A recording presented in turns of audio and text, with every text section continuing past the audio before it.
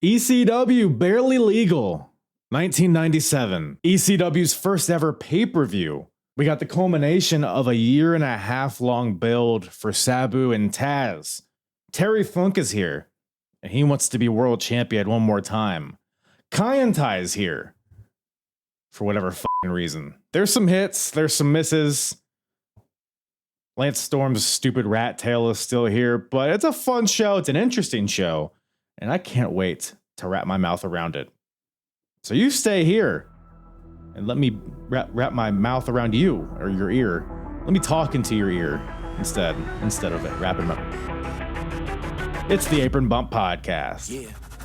It's the hardest. Talk around and disregard it. Strip you off the ground, show you what hard is. Standing strong and proud, nothing can knock this. Let's get started. Yeah. What's up, everybody? Howdy. Welcome to the Apron Bump Podcast. I, of course, am your host, the hardest part of the ring, Kyle. How's everybody's week going? We excited for the Rumble, gang? Rumble 2025, about to be all inside of us as of the time of recording.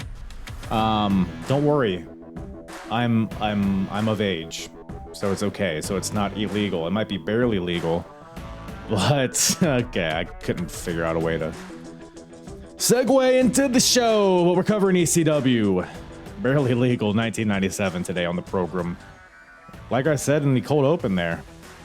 Really interesting show. It's just a so I said this towards the end of this episode, but I'll say it now because I think it bears repeating.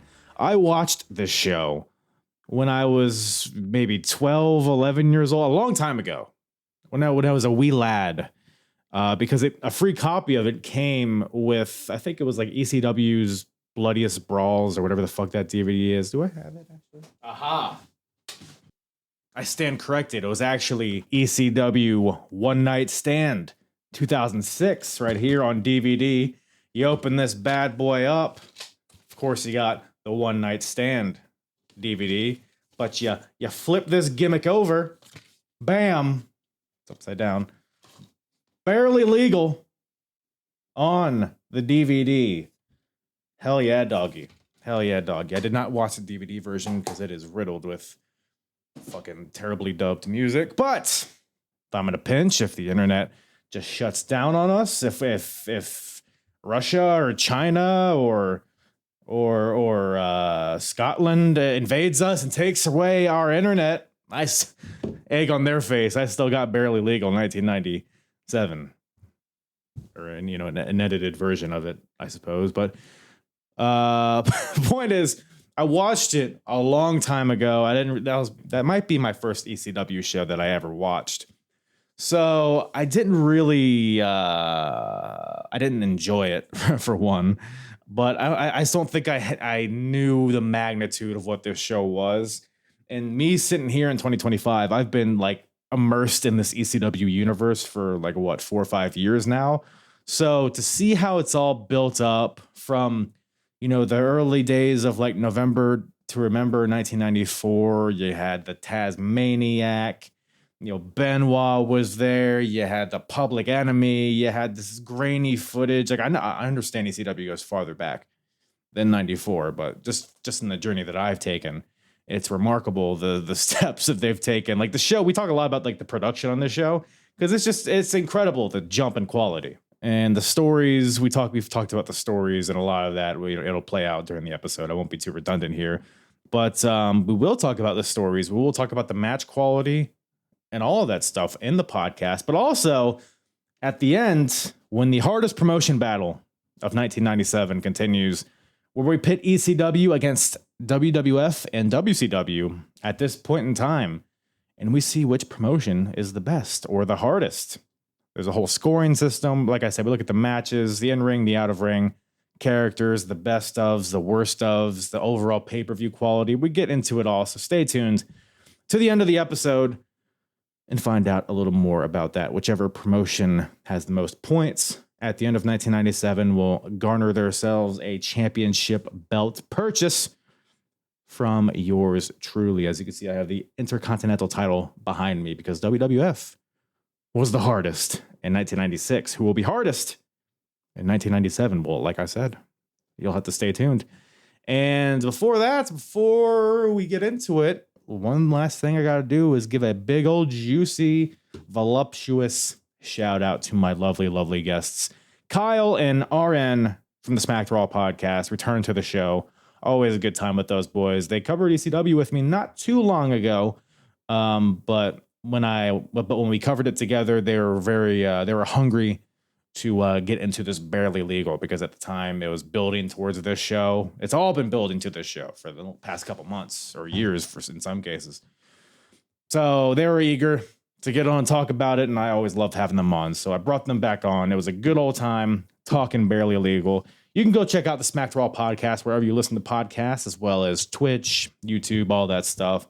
They're on a bit of a hiatus as of this recording, but a lot of their stuff is very evergreen, so I strongly suggest you go check them out. They're really entertaining podcasts. I've been on a few times. It's a hoot. They get into all the major scuttlebutt and wrestling. They do different segments, and they're just fun guys to listen talk about wrestling. So go check them out. Follow them on all the social medias. I'll put all of their deals in the description below.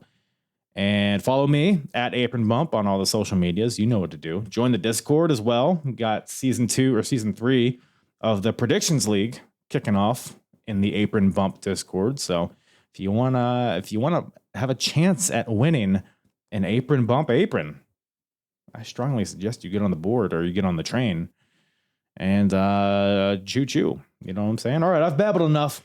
Let's get into this ECW. ECW.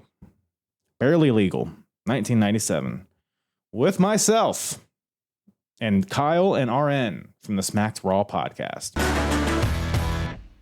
I'm playing a video game with my wife called It Takes Two. It's a really silly. It's like a couch co-op game where you play a divorced couple, and there's this magical Mexican talking book who talks about reigniting the passion between you and your wife, and you do all these stupid games. It's fun though. It's a hilarious game. I can't do it. I'm going to start the episode. I'm going to start the episode with Mexican or whatever the fuck, and with no context. I'm going to confuse the entire audience. Thank you. Yeah. But we're doing hopefully great. That's legal. We're doing great. Hopefully that game sounds like it could be illegal, but thank God it's barely legal. Speaking of which, we got a little EC dub on our hands, ladies and gentlemen, or whatever. You guys got a chance to check out the show? Yes. I just finished watching it about 30 minutes ago. Nice. So it's still coursing through your veins. Yeah. The passion of Terry Funk, man. I got this one as like I told you guys in the chat, this was the first pay-per-view I bought with my own money. Really? Well, what made you shell out money to buy this pay-per-view? I was in love with fucking ECW. Like one of my good friends back then, he was a tape trader and a fucking nerd. Like his dad did it, and it got him into it and shit. So like I was watching ECW on tapes before we didn't even have it till I was maybe like a freshman in high school. It finally started coming on at one of them UPN channels, whatever, like 4:00 in the morning, Friday nights or some shit. So I had to go to bed early, try to wake up and watch it and shit. So in between Martin reruns to ECW. Right. I like it. Actually, no, Martin was still on then. You forget I'm 40, bro. It wasn't even reruns. It wasn't even syndication. Oh yeah. Shit. It's before Bad Boys, probably. Damn, that's crazy. Yeah. This was 97. So yeah, I think Martin was still on. Yeah. Kyle, did you watch this live when it was happening, or were you at least like aware of it? Well, I was 9. And no. I think in 97 I hadn't discovered pro wrestling yet or started to watch it. I had about another year or so. So no. I at that time, if I was watching wrestling, I was watching like WCW and Monday Night Raw and stuff. And yeah. No, I didn't even know about ECW. I don't think I learned about ECW till I was like a teenager. Right. Yeah. I mean, a lot of people are probably on the same boat because, like you said, WCW, WWF, they're the two big names in town. But this is, their first pay-per-view. So you got to think, it's got to ignite a lot. RN, you're following it at the time. Did you feel like an upswell in popularity with ECW at the time? I mean, I honestly I couldn't tell you because I was only like 13 or 14, so like I didn't really know. I just knew You were just what I tuning in knew. to see some tits and some blood. Yeah, I get it. I Yeah, get it. yeah, absolutely. Hell Like I said, I mean, you got to think being that age and seeing shit like that, and like back then they had everybody thinking it was real, so it was like I had to do it. Like I don't even think anybody watched with me. I think I just paid for them. I like cut some fucking grass for like a week or two and was like, I want to buy this fucking pay-per-view. Right. I think I'm almost positive I watched it by myself. Did it meet your expectations? I would say, yeah. I mean, I didn't really have any expectations back then because, like I said, I was watching it on tapes and it was already dark and shitty. Plus, it being on a VHS, that was probably recorded from another VHS. Yeah. So, like, it was just bright. So that was my biggest thing. Like, goddamn, I can actually see people's faces and shit. So, dude, that was like the one thing that was very striking to me, even because we covered Crossing the Line again a few months ago. And just visually and the audio was so different from that show. I mean, like you said, the lighting, you could see the crowd. The mat even was cleaner, had the logo in the middle, the acoustics, which, I mean, the ring was super loud, which I kind of like, but I don't know, just in general, it all just felt way cleaner. Well, what did you guys notice that like a big difference from the last show you guys watched? Well, actually, that's one of the headlining notes I took. I actually took notes for you, Kyle. Hope you appreciate it. And only half of them were generated by AI. But no. The audio was actually a big highlight. I liked it. Everything sounded punchy. It went well, I thought, with what I considered like a really fast, hard hitting style. A lot of the matches fucking seemed snug. Like those guys were being really, really snug with each other. But it was fun because I kept thinking about like AEW style in comparison, and it felt like these guys were hitting each other with bricks, whereas maybe in AEW they're not quite as stiff, but they're equally as fast. And I kind of mix that hard hitting with that loud mat, and everything had a impact. I liked it. I really liked it. Yeah. That was what I noticed too, especially like those first like 2 or 3 matches, super fast paced. I mean, I will get into the specifics. Some of the story may have been lacking in some of them, but I mean, just the action was just so quick and snappy and like impactful. Everything felt, which I feel like nowadays people go for the more like pretty quote unquote moves, whereas this is like, how can I hurt you as fast as possible? Well, a lot of it with the storylines was because they were just on an hour show. They like piece shit together to fill out the time, like the 3-way match. I mean, like the 6-man tag and all that shit. Like, so that's why, from what I remember, like I remember most of this stuff. Like it all started coming back. Like most of the things didn't really have storylines because they knew they had the triple threat and then they had the Sabu and Taz, but everything else was kind of just like, we got to get some shit on here and fill up this fucking time. Yeah, for sure. And we'll definitely get into that. But I mean, this show opens up, huge ECW chants right away. You got Joey Styles in the middle of the ring. It's immediately, you kind of just feel like you're watching ECW. They set the vibe up pretty well right out the gate. He's talking to the crowd, and then the Dudleys interrupt, along with Joel Gertner. They get in the ring, and crowd's none too pleased with these folks. Specifically, Devon was getting a lot of heat. Devon got a lot of hate that night. Any thoughts as to why Devon specifically getting boos? Because remember, he was the heel first. Oh. Like, they blamed, like, the crowd was kind of like on him for turning Bubba Ray. Right. I forget we're in Philly, not North Dakota. So, yeah, that could be the reason. But, yeah, no, it makes sense. I mean, he poisoned Bubba's mind. And he was the talker for the most part. After Joe Gertner, like whenever they had their shit backstage, Bubba really hadn't like came into his own with the talk. Because remember, he's only a few months out from doing the stuttering and shit. So, but he's still like Alabama Bubba. Right. So it's funny when you hear his promos, he's like he forgets sometimes, so that New York comes out of him so naturally, and it's like such a clash. Good old Bubba. But yeah, Devon, he doesn't respond to the boos well. He calls everybody a bunch of inbreds. Et cetera. You know how that goes. Then it cuts to the intro package and then back to the promo, which I thought was interesting. Yeah, isn't that like a unique presentation? Like right back. Right.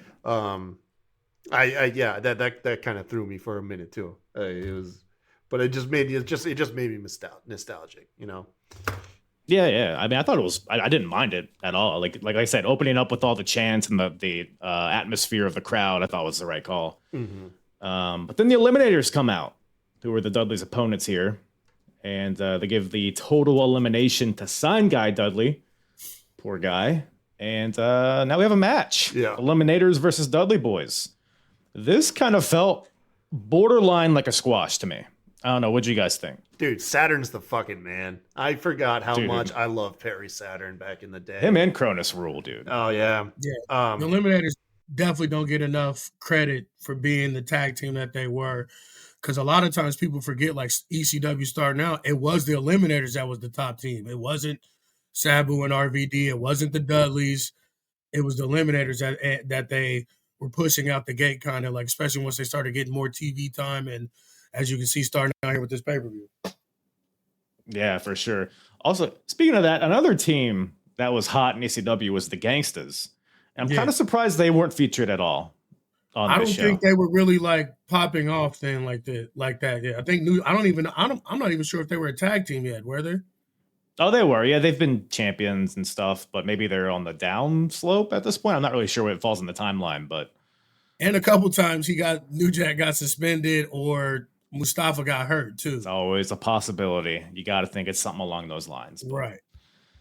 Who knows? But yeah, this match, I mean, the Dudleys get some offense in the beginning, but then after that, it's pretty much, hey, here's the Eliminators and the fucking sick moves that they can do, and then they win. Yeah. Oh man. Oh, what the fuck is the scoring that they were talking about at the end? The stud scorecard from Joe Gertner. The fuck was that? I was, because you have to forgive me, man. I've only watched a small handful of ECW, and most of it's been for you, Kyle. So I was like, is this a fucking thing? Like, what did I miss? And then he got smashed so fucking hard.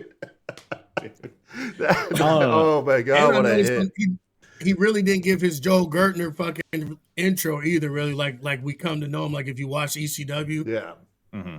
Like his intros were fucking legendary. It's still early on in his that persona he has. I think he's only been calling himself the Stud Muffin for like a few weeks at this point. So right.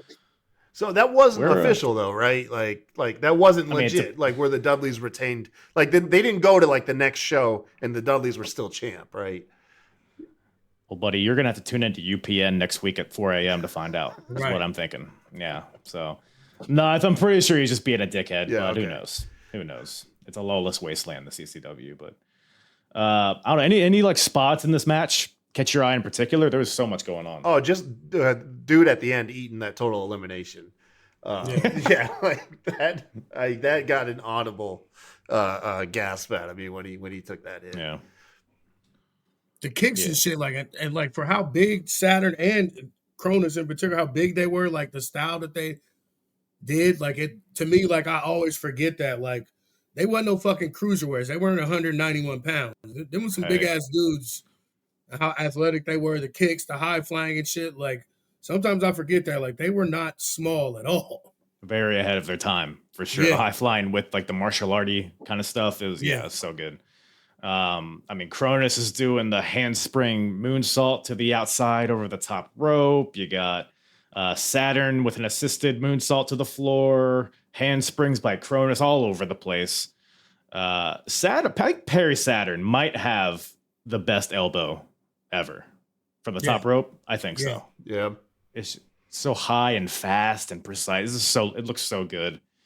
That double jump moonsault Saturn did when he walked up to the second rope, to the third rope, and then did a moonsault like 3/4 of the way across the ring and landed it perfectly. Like this dude is, I mean, cocaine's a hell of a drug, but it's working its way. You know, I oftentimes because my memory, like I think back when I think of the 90s wrestling, a lot of it is the slop we got fed through, like, the Attitude Era and like the WCW and angles, and you forget about like how talented and ahead of their time some of the wrestlers really were.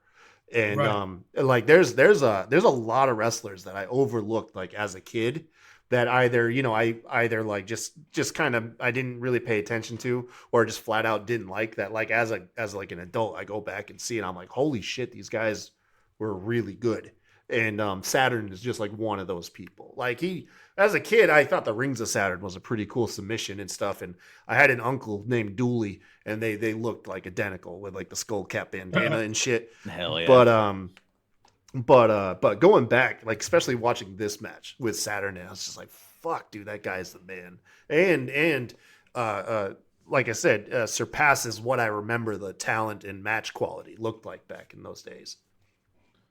Believe it or not, AEW stole a lot. Not stole, but like they were on ECW really was like heavy besides influence. The blood and violence. That's what it got known for, but like it had some fucking bangers and some really good performers sprinkled in there. So, but the violence and shit kind of overshadowed a lot of it. And like you said, the Eliminators are kind of a part of that. Like the Perry Saturn and like I said with Cronus, his big ass, he's every bit probably 230, 240 doing all those spring bros, Spring Bros, yeah. Like, you know what I'm saying? Like, how many fucking handstands did that big ass dude do? Like, if one of us tried that, we'd be in the hospital. No, man.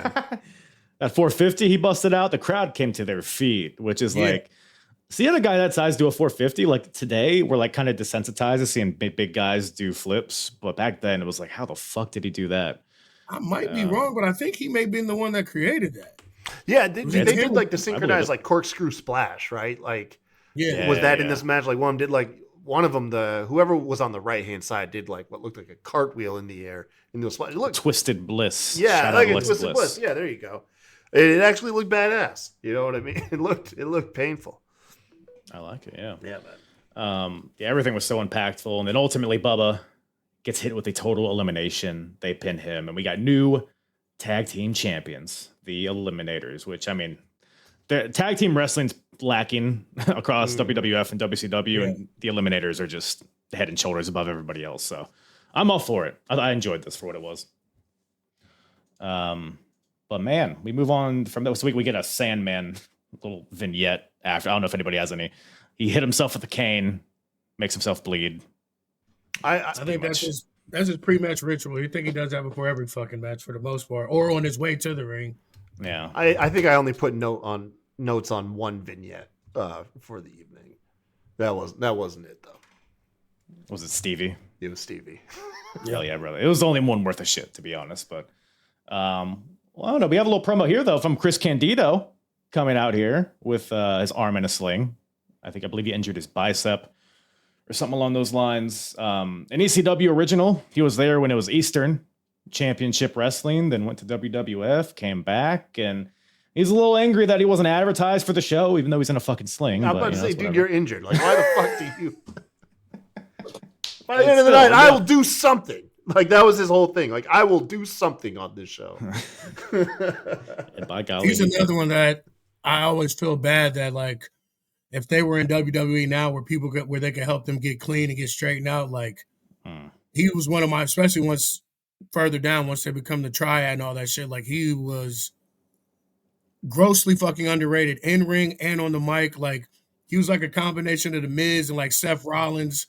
Like, he when he was talking, the crowd was always throwing fucking soft drinks and trash in the ring. Like, further down the line, like, not so much now, like, because I think this is like, he hasn't been there that long at this point. I think it just came back, then he got injured. So, like, but once him and Shane Douglas and fucking Bam Bam hook up and they become the triad, like I was there at Heat Wave 98 and shit. So, like, the crowd fucking hated him. Like, before he even said a word on the mic, they were already ready to chuck shit in the ring. He does have a punchable face. Yeah, so, he does. He's using it to his strength, I guess. But he calls Singapore a pussy country. I forget. Oh, because Singapore came. Yeah. So I guess Singapore is a bunch of pussies due to that logic. And it isn't like Stevie's foot stomp he does. So Stevie Richards does the Sweet Chin music. And Chris Candido's, referencing old HBK giving the old sausage to Sonny over there in the Fed. So fun little Easter eggs there. But man, he was supposed to be facing Lance Storm here in this next match, but now he's injured.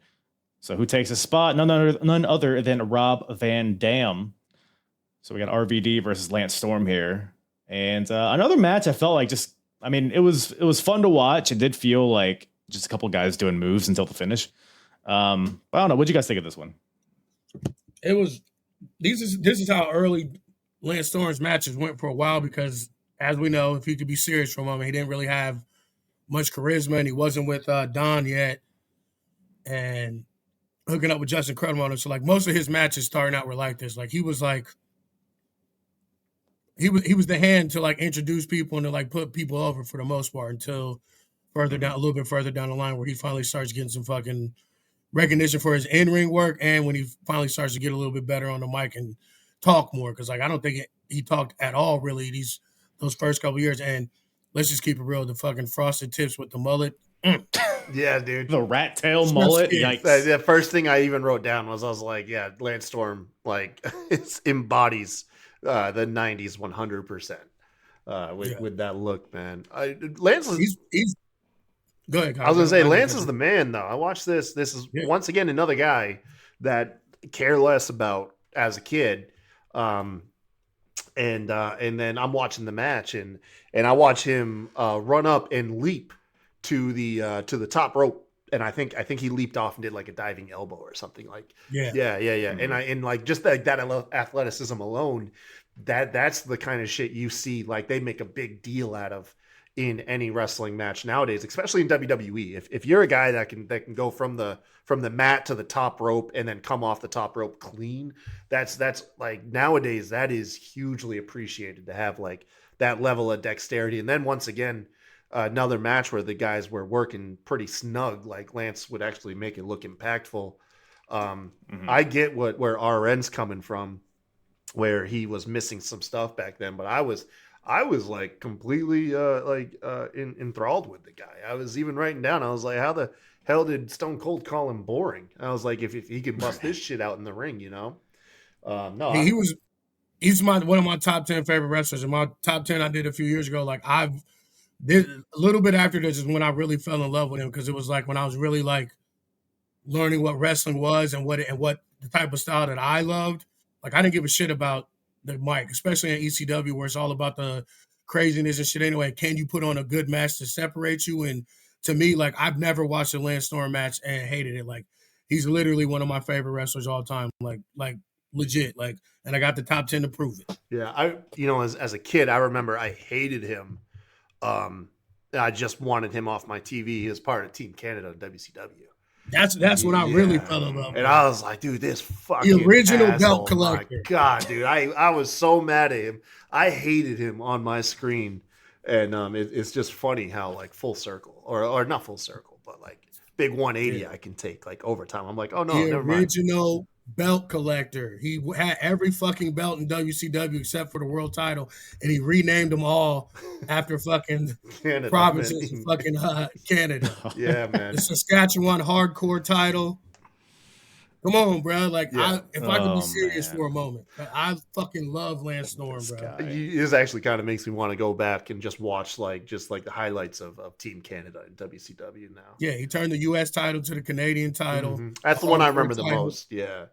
Yeah, the hardcore title to Saskatchewan, some shit Providence hardcore title. So he literally had all the belts, the hardcore TV and the U.S., and renamed them all after places in Canada. Yeah, I'm unfamiliar with that era of WCW. I'm familiar with TNA's Team Canada, which unfortunately Lance was not a part of. But I'm looking forward to watching that at some point. He was part of early Team days Canada Storm, in WWF too, right? They did the same thing in WWF. The Un-Americans. The Un-Americans. The Un-Americans. Okay. With Christian and all the it Christian and Jericho? Yeah, it was Christian. It was Test, Christian, Lance Storm, and I think Regal was a part of it at some point, which is why they weren't Team Canada, because they had different, but yeah, not as good as WCW Team Canada, I imagine. But yeah, man, early Lance Storm here is a sight to see. Brat Tail and all, very much more high flying than at least what I think of when it comes to Lance Storm.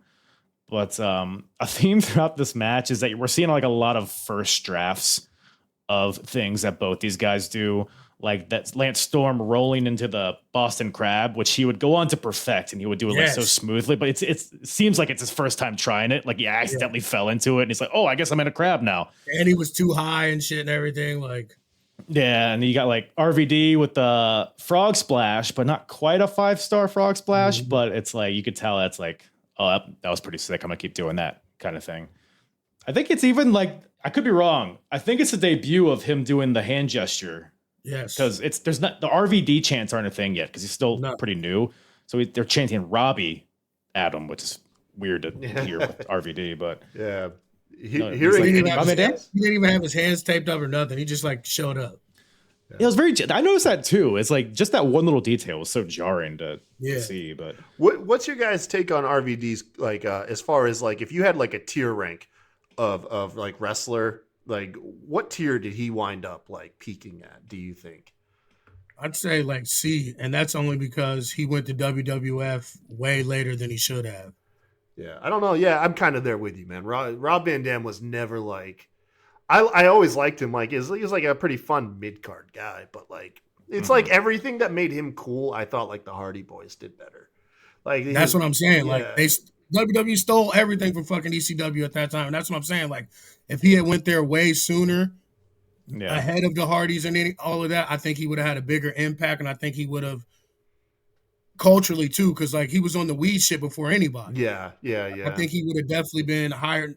I don't know if he would have been like a multi-time world champ, but I definitely think he would have been at least one run, like that Jeff Hardy run or some shit, you know what I'm saying, for like a week or some transition or something. But like, yeah, I think he went there to the big stage way too late, and he was older too. So like we got Rob Van Dam, but we didn't get like this shit that we were getting. You know what I'm saying? Like, right. But yeah, I definitely think C tier, but that's only because of not as a knock to him. It's just like how late it took him to get there. Yeah. I would say more B because I think while mid-card guy is appropriate for him, I think he was a good mid-card guy. Not everybody's meant to be a world champion, even though he did get there eventually. Yeah. I often wonder what would have happened had he not gotten caught with weed with Sabu and had it stripped from him. But let's be real. He probably would have had it for 3 months tops. Yeah, it probably wouldn't have been super long. Yeah. I don't think it would have been much different. Kind of like how like a lot of people like picture like what Finn Balor's title reign would have been had he not been injured. Just like, let's be honest, he would have had it till the next time Brock Lesnar was available to work, you know? Like, yeah, I mean, RVD, I mean, in my opinion, he peaked in the Invasion because he came in and I mean, it's just 1,000 guys in this alliance, but he rose above the top just based on how cool he was and how people resonated with him. His matches with Jeff Hardy were great, and he got a little run in the main event scene. But then after that, it quickly he kind of petered out and kind of.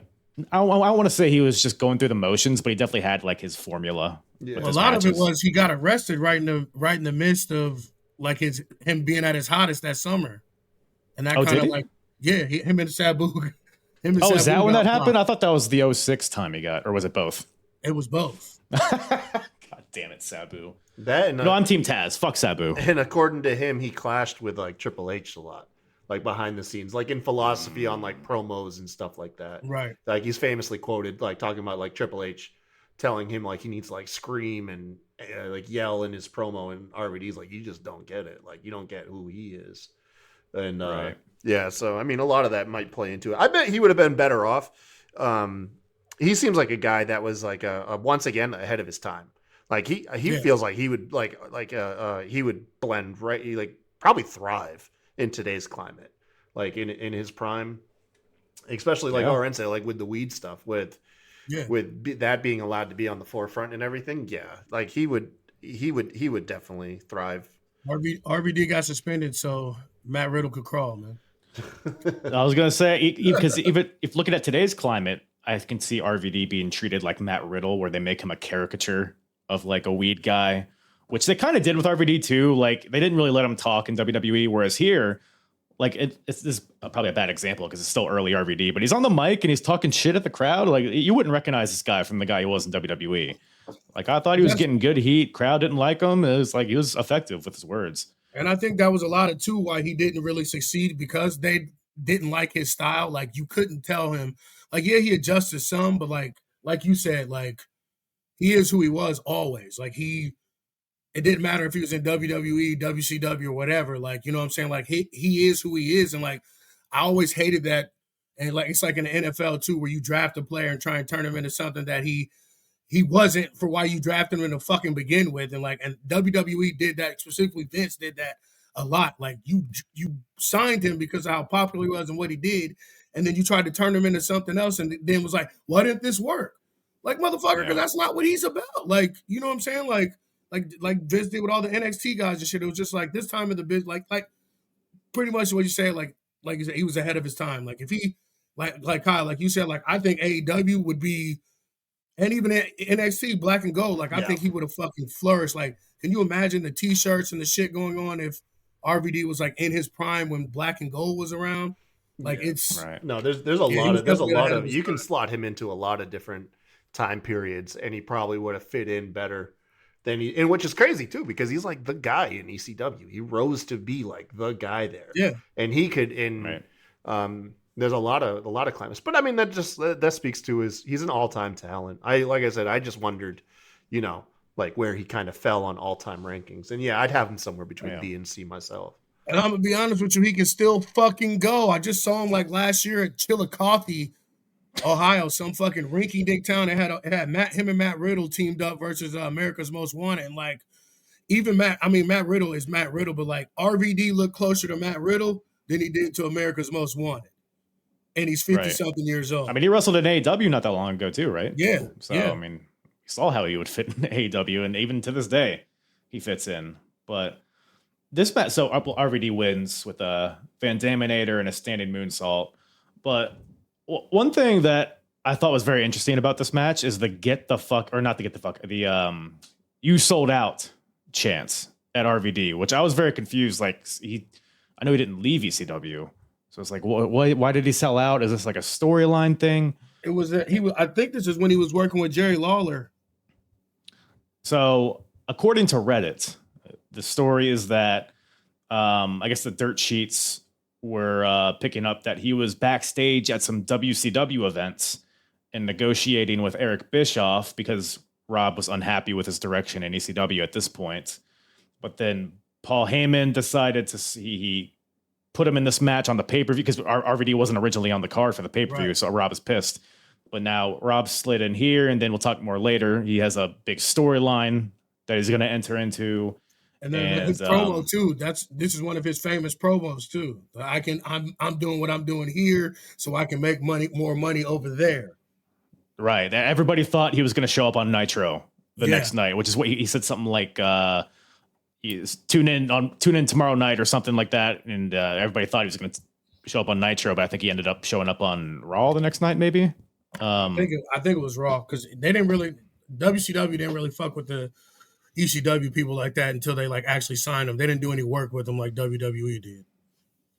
Yeah. I mean, this is all after, by the way, the ECW invasion of Raw, where they had the match. That's even like watching that today is a crazy sight to see like Devon and Sandman on Raw is nuts. Fucking Sabu jumping off the fucking balcony and shit. Right. Yeah, I mean, Lance Storm, RVD, pretty good match. Any other thoughts on that one? No, it was a mid-card match. Start off the show, get the crowd going. Like I said, I think it helps set a good tone. Like I said, for the style and the acoustics, like you said, like it was it helped build a good pace for the show. It made me eager to because sometimes when I go back and watch like the older shows, like I kind of go in like, oh man, I'm probably gonna be like turned off or bored, and then like this one was like wrapped me. I was like, oh, okay, no, I think we're in for a good ride today, you know.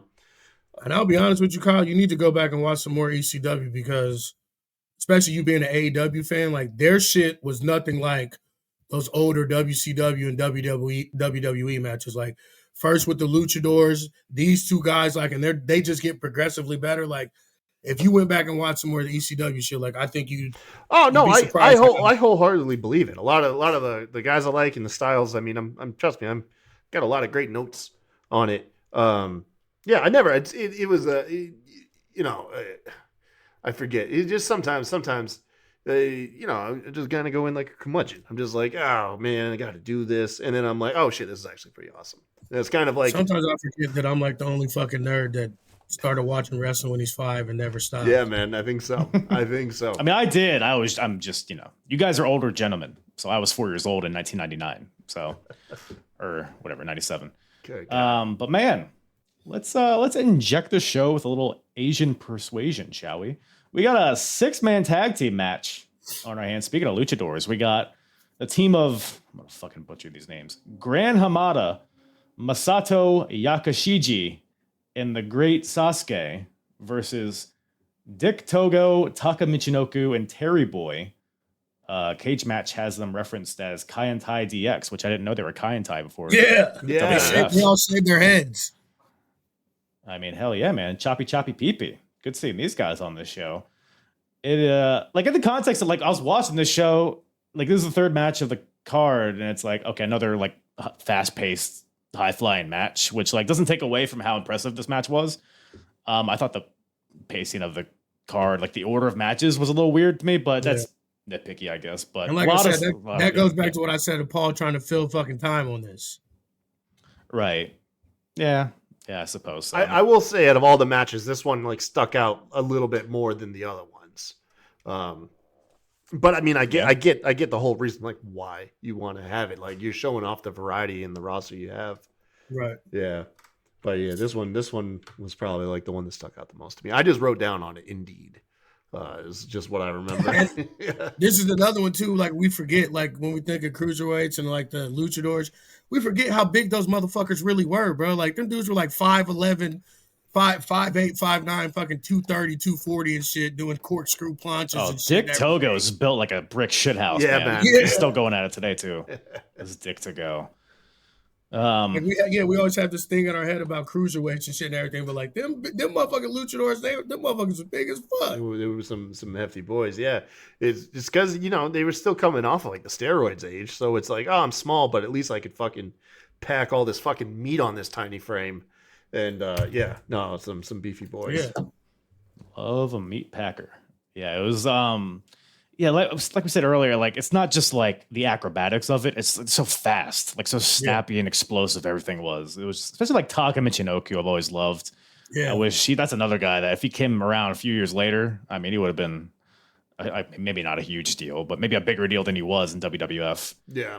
I remember liking him when I was a kid too. But then I thought Funaki, and I don't know why I did, but I liked Kaientai when I was a kid. Nothing like crazy, but I just remember thinking more of a Funaki guy. No, like I thought Taka looked cool as shit. I just remember that about like Taka. Like I just thought he had like a really cool look to him. And then Funaki, they just it was the low hanging fruit with the delayed audio over just saying indeed. People loved it, man. Yeah, man. And the funny part is he speaks English better than all of them. Yeah, I bet. I'm being dead. I met him before. I met him in like 2004, 2005 at SmackDown or some shit. Literally, he spoke better English than half the Mexican wrestlers at the time, and more better than the Jap. Than what's the motherfucker that did the Green Mist? I always forget his name. Tajiri. Oh yeah, Tajiri. Yeah. Yeah, he spoke better English than all of it. It was fucking crazy. I was like, are you kidding me? Look, you don't become SmackDown's #1 announcer without knowing English. So it's kind of right there for you. But I don't know if any spots in particular caught your eye in this one, but it was just like nonstop. This match is pretty long too, maybe like 15 minutes at least, and it was just action nonstop. It was like impossible to take notes. So I just no, that's kind of like just what I thought. It's just this is like a high pace like 6-man tag, kind of reminded me of like what you get in like AEW and stuff like that. But and they had a working relationship with the federation that they came. Like they would kind of send their young boys over the ECW and shit or whatever. So that's what some of it was, and that's how you got the Japanese BWO, right? Which the international contingent of the BWO I liked. Yeah, I liked it. I watched the match. My kids watched the pay-per-view with me. And they got a kick out of BWO. They're like, Dad, what does he say BWO on his shirt? And I was like, I'll tell you someday. It's a whole thing. Yeah, it's a long story, man. Well, the BWO loses on this occasion. He did too. Sasuke hits a power bomb and then a tiger suplex to Taka, and that team gets the win. They continue to fight after the bell. So it's just kind of a lucha Japanese showcase here, which I'm all about it. Yeah, it was a solid C match. It was a solid 3. It was a solid, you know what I mean? Yeah. But I like that they started just fighting after the match was over. The guy got up and just kept fighting afterwards. I know, that's what I was like. And you know how ECW was? I was like, is this a work or a shoot? Like, are these motherfuckers like really mad? Do they know the match is over? Or just fighting again? Okay. Yeah, they like it's like they restarted. Like they literally stood across from each other after the loss, and they're like, "Fuck it, let's pop off." Like 2 out of 3 falls, yeah. Or like on semi-pro, like, all right, cameras are off. Fuck, let's fight. You know what I'm saying? Like, did they forget what was going on? Oh man, gotta love it. Maybe there's like a story there. Maybe there's a feud there that we're just not aware of. I'll have to dig into it, and I'll let you guys know. Yeah, that match, whatever it was, that match didn't settle anything. No, they'll be back. And well, from the Japan and BWO, we have the BWO. We got Stevie Richards backstage cutting a promo, and I would agree, Kyle. This is probably between Stevie, Terry Funk, and Sandman, who are going to be facing each other later. This was by far the best one. I thought. You know what the thing is, and I said this on your last show, man. I cannot force myself to like Stevie Richards. I don't know what it is about that guy. I fucking no. Is it his YouTube channel? I think it is, man. It's in the notes. Yeah, that'll do it. Yeah, man. I just never liked him because it always felt like he was like forced into shit. I don't know. Like I just didn't get it. I was like, okay, you're a dude who has like nice long hair. I never got Stevie Richards. And then not to mention, too, like, how did they expect us to take him serious with the BWO shit? You know what I'm saying? Like, that's like, even as a kid, I'm like, what the fuck's this guy's deal? Like what's going on? I have a hard time. Like, I get this is going to come out really wrong. But, I also like have a hard time, like liking certain wrestlers. This isn't something that guarantees I won't like a guy. It's because he's white. But I have a harder no. He's like, but I have a harder time getting into you if I'm convinced I could kick the shit out of you, you know. And even as a kid, I was like, I could probably take that guy. You know, it's just, I don't know. And the thing I hate about this program, like this wasn't BWO Stevie. This was like Flock Stevie. Like with the hair all in his face and shit, and like talking all low and shit, sounding like Raven almost. I'm like, well, it's serious business here, all right. We're on pay-per-view, you know. BWO is fine. I get it, but it was like he wasn't Big Stevie Cool, you know what I'm saying? He was more like when he was with Raven, you know what I'm saying? Like hair in his face, everything. Like even Blue Meanie's part of this. He was like, all right, I'm Blue Meanie. Let's get out there. Another thing too, like how are we supposed to take you serious where you did that serious ass promo and then Blue Meanie comes over your shoulder like it's time? Like what? Thomas Rodman's ready. Yeah, it's things like this is why Paul needs reined in, because it for what it was good, but then you ruin it by having this motherfucker with look like a fat raccoon come in behind him and try to come get him with a fat raccoon with a halter top on. Like, oh man. Yeah. I don't know. I never got Stevie, man. I just never got it. In not even in a good way. Like there's other wrestlers I got eventually. Like Stevie, I just can't fucking do it. So I'll tell you, I've been watching ECW. Like I'm watching all of this for the first time, and I started in '94, and I've watched everything up to this point in '97. And ECW Stevie is by far the best Stevie. I mean, he was reliable in the ring. He's always going to give you a good match. Most of the time, match of the night. His character work is so good, or he at least commits to it, whether you like it or not. Like he commits to whatever character he's in. And the BWO shit, as silly as it was so over. I mean, you look at the crowd, it's flooded with blue BWO shirts. It was hot at the time. And like, I get how this promo was so like opposite of what the BWO is, but I think considering he's like in a main event adjacent match, he needed to be serious for a moment, to quote Lance Storm. And I thought, like, because him and Raven, like he's been Raven's bitch for years, and he's getting that point across. Well, like I don't disagree with that. I'm saying Blue Meanie coming in at the end, fucking that was a weird choice. Yeah, just big tone shift. Like all the shit, like I was into. I'm like, all right, like this is not Big Stevie Cool, but you know what I'm saying? Yeah, he's in a fucking world title match. All right, let's buckle down, and then fucking Rocky Raccoon comes over his fucking shoulder.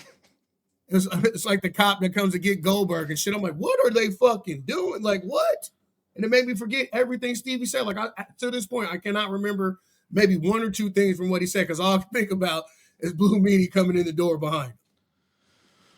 We'll touch more on Stevie later in the show, but before that, we got the ECW TV title on the line.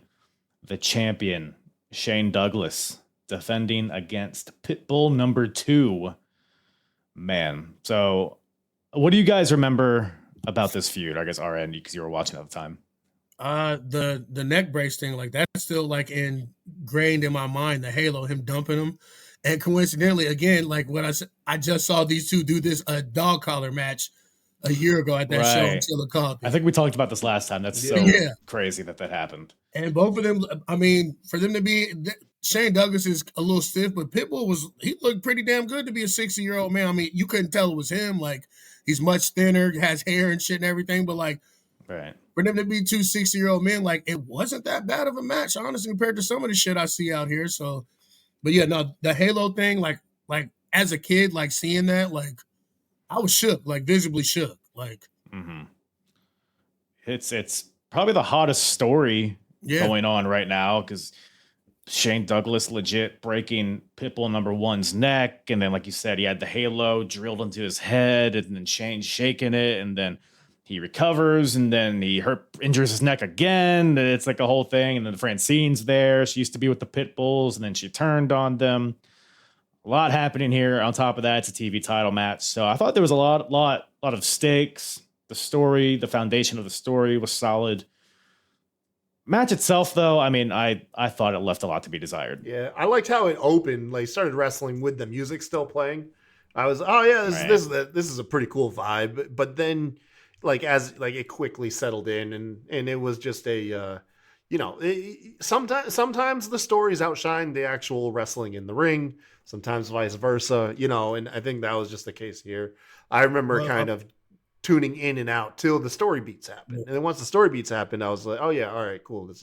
I'm in again. A lot of it is too is that these dudes were not singles wrestlers. Like it was basically like 2 Rybacks on the team, and then when the other one got injured, he had to do single work, and as you can tell, like Pitbull 2 was kind of sick for a second though. Like he was almost like a Goldberg-esque kind of character where he was like chaotic and his matches were like really fast paced and he killed people. He was stiff, he was clunky, but it was like in a good way. But this match felt like this is like 2003 Goldberg where he's trying to wrestle 20-minute matches when he's just not. That's what I was gonna say. Like it's not the same when you're wrestling a fucking technician like Shane Douglas, and he's not gonna let you get too far up on him or make him look too bad. So he went out of his way to stop any momentum that made him look good. You know what I'm saying? Until the Smozzy shit happened. Like, and again, at the time, he was basically the number one guy there, or at least building towards it too. So like they couldn't really do much to make him look bad because he's working his way up to being the guy. So, and like I said, he's a mat technician going against Ryback. So like,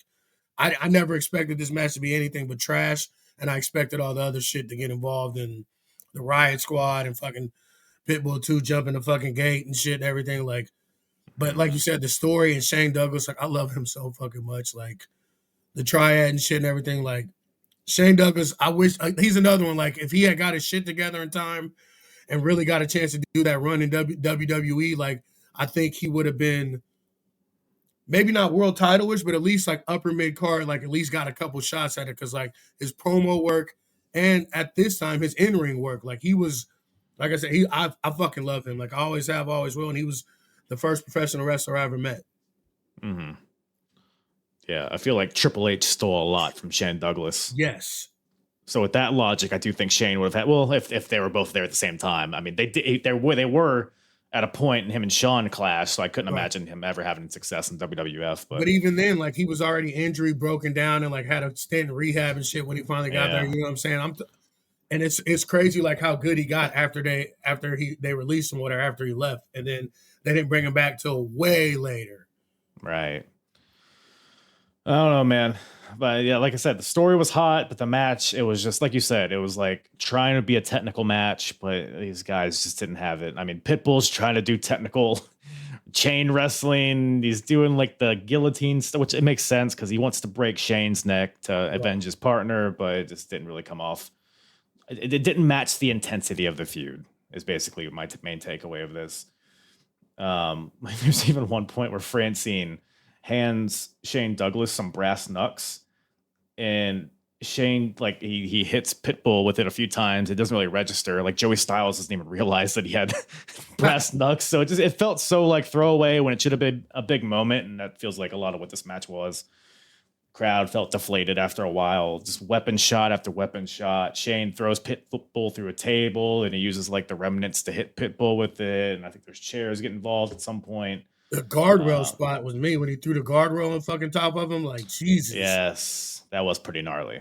For sure. The smack sounded like he hit the guardrail hit the fucking ground and it didn't. It hit his head and back. And shit. That shit was crazy. It was rough.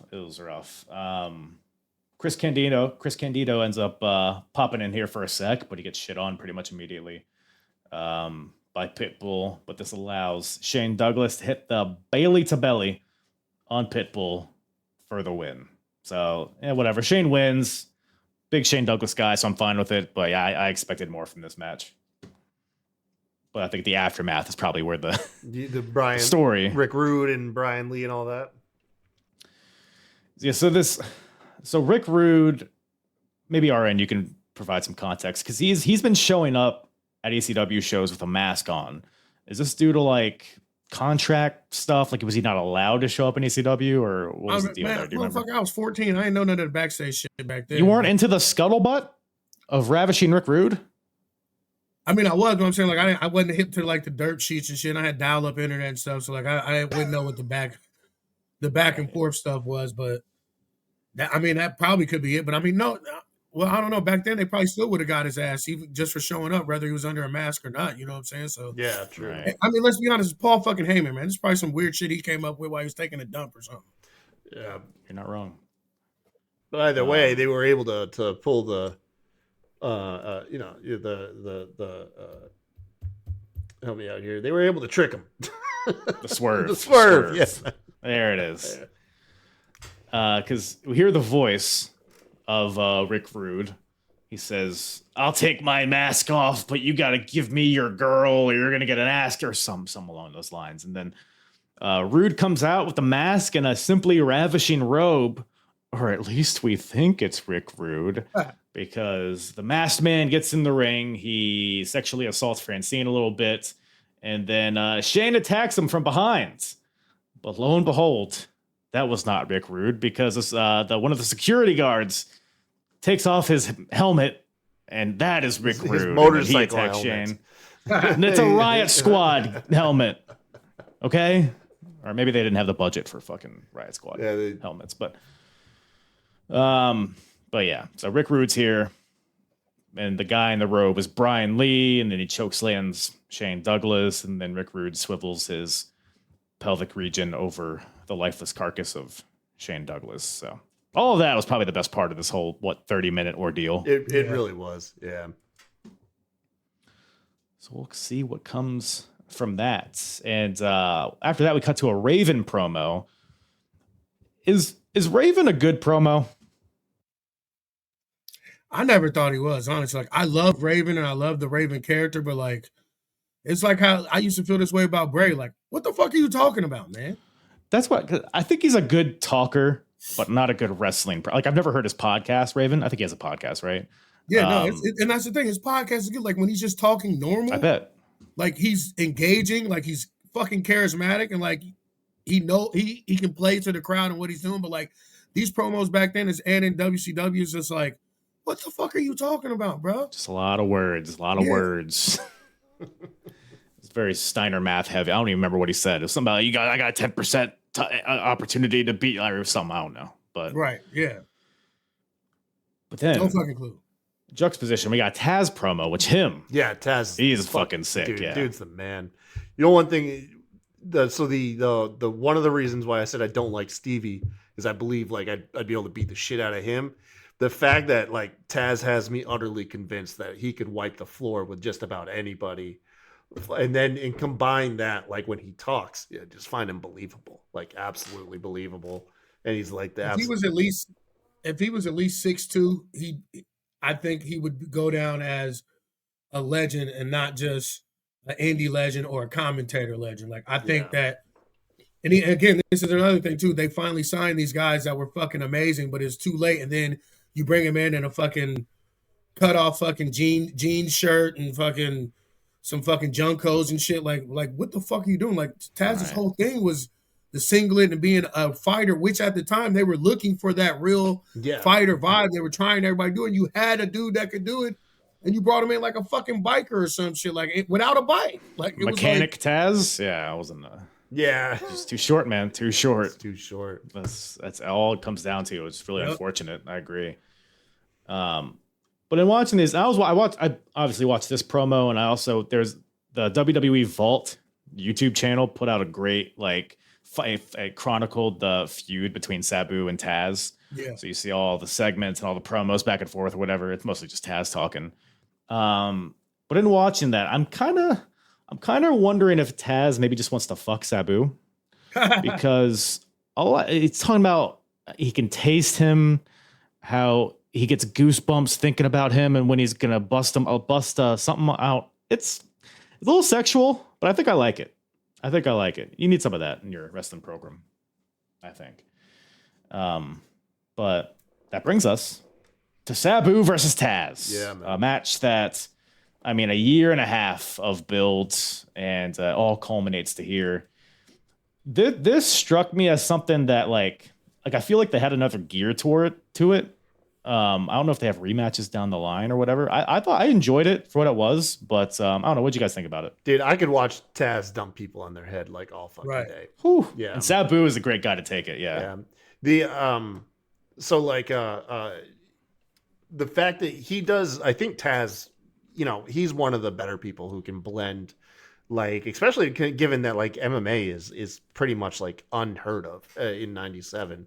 And he's able, he blends that style really well, like mixing in legitimate chain wrestling with like stiff ass strikes. I mean, he had Sabu busted up early, and it makes it look like like a believable fight, which I always appreciate when wrestlers can kind of bring that element to their match. The only thing about me with Taz first is like. In this just I think comes from like a unique perspective of being both an MMA fan and a pro wrestling fan. Some things kind of lose, like there's some benefits to being on both, but on both sides, like MMA and wrestling, one can kind of ruin something for the other. Like for instance, I think MMA guys on the mic are super boring. They don't know a lot of them don't know how to take advantage of the time with the microphone. And then on the opposite side, sometimes just knowing how like moves work in MMA, and then you see pro wrestling, they come across cheesy. Arm bars. Yeah, and that's how I feel about the Tazmission. I think or what, I forget what they call it in ECW. Katahasame. Yeah, man, I fucking hate it because I think the choke looks like dog shit. Because I know, like, not even a choke. Like, I know that's the one thing about Taz I always hate is like you can't choke anybody out with that fucking move. Like, yeah, like try it. Try and choke somebody out with that move. Like, what the fuck are you doing? I bet you Taz could choke you guys out with that move. Yes, you can. I'd like to see the Kajahajime. What's it called? The Kajahajime. Yeah. Maybe there's a real version of it that he can't do because his arms aren't long enough. Out. It's just because it's a rear naked, but you got to have the hands like they got to clasp, and just having that arm free. I hate it because the guy just has to go like this. Just like that. Well, it's kind of like it's like an arm triangle right from behind, right? It's more of a rear naked choke, but you don't lock the wrist. Like you're supposed to lock your bicep up so the guy can't peel your arm away. And unfortunately, it's just like I said, if all I ever watched was pro wrestling, I would probably be okay with that move. But just knowing like that's like the easiest thing to get out of, man, because you're not an MMA class. I'm not an MMA fan like that. I watch it just like big shit. And even as a kid, I'm like, bro, how do you choke somebody out with that? Like I put it on all my friends and family members. Very difficult to choke out a guy with one arm, man. I'm telling you. Yeah. It doesn't seem like choking out is one thing because it is. It's like a half. it's half a full Nelson, half a rear naked choke, but they're all they're both like half-assed. Exactly. Kinda.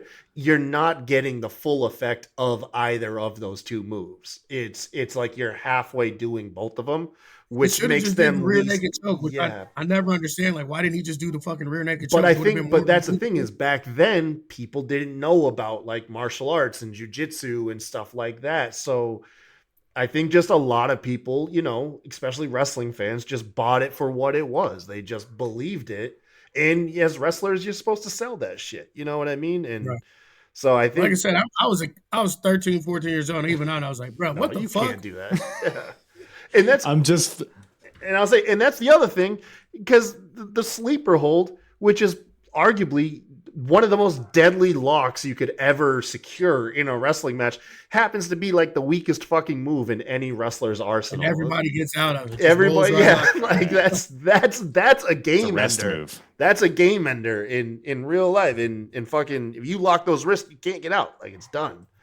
But it's weird. Like I said, it's kind of weird to me.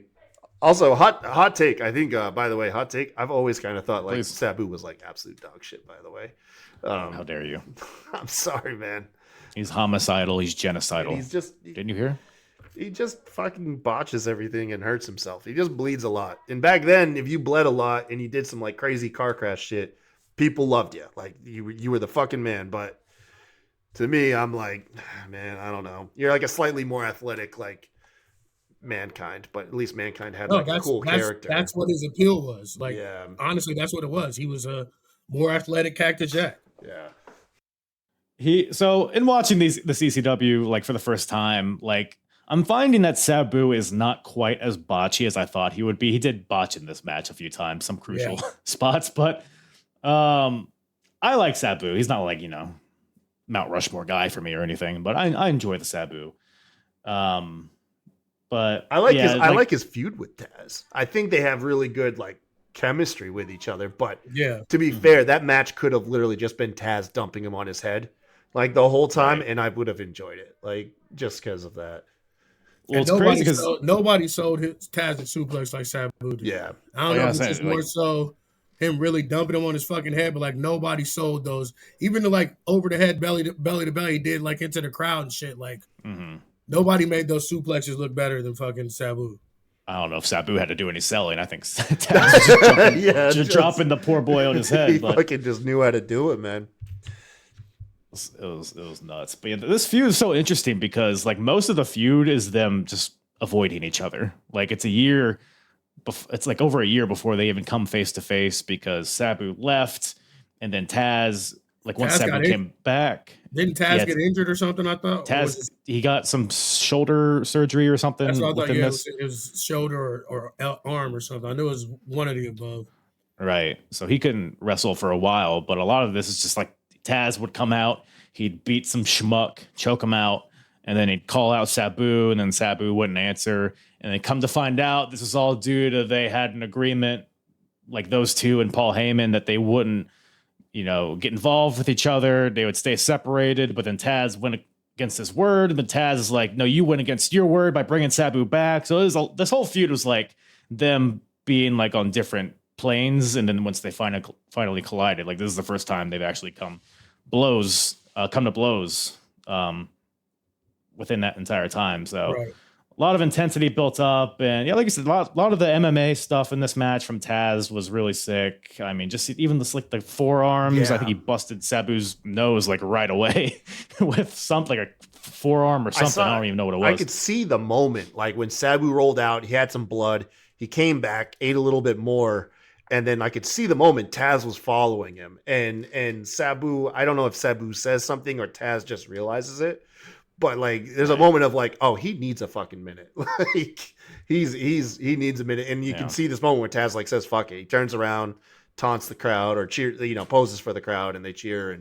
But I was like, yeah, that's a legit moment. Like that wasn't them trying to get the crowd into it. It's like Sabu needed a second to get his shit together. Right.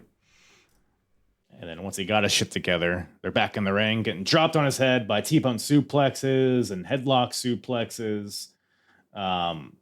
Sabu counters a T-bone with one of his own, so he's doing the Taz moves against him, even locks in the Tazmission at some point, but Taz knows how to counters it with a backdrop driver, and then chokes out Sabu, which is almost like kind of an abrupt finish, but I think it works in the context of what this is, because like MMA finishes come out of nowhere. Yeah.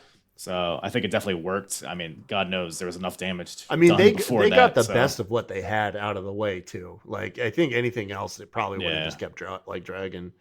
Kudos to them selling that Sabu, like when he wakes up, actually kind of like halfway selling that, like legit what some people go through when they get choked out and they wake up. They some people really do get up, start running around and like, where the fuck am I? He was still fighting. Yeah. Thought that was really good. Because you see it nowadays and dudes just like they just like slowly just like wake up. They're like, oh, hi. Right. But no, like that jolt of like panic and adrenaline after you come to, like that's legit. Like I've seen people get choked out and come back. It was on par. So I love that. I love that little detail. And I thought that was pretty cool. Right. Yeah. Just great chemistry. I mean, they're just, yin and yang between these two. It works so well. Yeah. And after the match, we're not done here. Taz grabs the mic. And like you said, Sabu's still like rolling around, running around, still thinks the match is going. And Taz is like, nah, I choked you out, brother. And but Taz is like, hey, you gave me the fight of my life, and I respect you. If you ever want a rematch, just let me know. And then Taz extends his hand. Sabu shakes it. I like that he was getting heckled by the crowd because I'm not trying to be corny. And everyone's like, you're fucking corny. He just tries to shrug it off, but he's so pissed. Shut the fuck up, show some respect. No, I think he got shook a little bit. Like the first heckle, he played off good. But I think the second heckle made him miss a beat for a second there. He was like, he wanted to go back at the guy, but he's like, nah, I got a thing to do here. Yeah. But they shake hands and they hug, which is a crazy visual given how intense the feud was. But it's at this point, RVD's back and he nails Taz from behind as they're hugging and shaking in the middle of the ring. Because RVD and Sabu had been tag team partners, and RVD and Taz had a few matches recently as well. So Sabu and RVD start bickering because Sabu he's like, I respect this guy. We're cool. Or are they? Because Taz goes to suplex RVD, but then Sabu clocks Taz, and now Sabu and RVD double team Taz. They beat him up after the match. I mean, gee whiz, dude. He ate so many leg drops in succession, like in such quick succession, dude. Yeah, I didn't remember that this is when Bill Alfonso turned on Taz. Like I didn't remember that till I was watching it. Right. Yeah, I didn't know that. This is when that happened either. But yeah, Fonzie's in there. He has a Team Taz shirt and then he rips it off, or he takes it off. He didn't rip it off. He's Fonzie. He takes off the shirt and unveils a Sabu shirt, which the way he did it was kind of anticlimactic because he wasn't even facing the hard camera. And it was like, oh, what's that shirt? Oh, it's a Sabu shirt. But yeah, Bill Alfonso is now with RVD and Sabu. And kind of confused as to why, like, Taz just won the match. Like, why is now the time Fonzie's going to turn on him? He said, you made me lose so much money. He's like, wait, did you not bet on Taz? Like, your guy? Like, what do you mean? He's like fucking undefeated. Why are you not betting on him? Yeah. That was a weird little moment, but I guess it worked out. And a lot of people don't realize that he was with Taz first. Yeah, for sure. And because he would go on, I think most people associate him with RVD more than anything. Yeah. And RVD grabs the mic again. And he's like, I love my new family and I love to work Mondays. So I guess he's implying that they're going to show up on Raw or Nitro or some shit, which is funny. But yeah, man, good little post-match angle there. So we had a good match, good angle to, carry us forward. So I thought this was a rootin' tootin' success, I thought. It was like, I think after this match or before it, I noticed that like they cut with a lot of like metal music and rock music, and then the smash cuts. And I remember like thinking to myself, I was like, this is such a like an encapsulated vibe. And I remember thinking to myself, like the only other show that I thought carried a similar vibe, oddly enough, was Beavis and Butthead back in the 90s.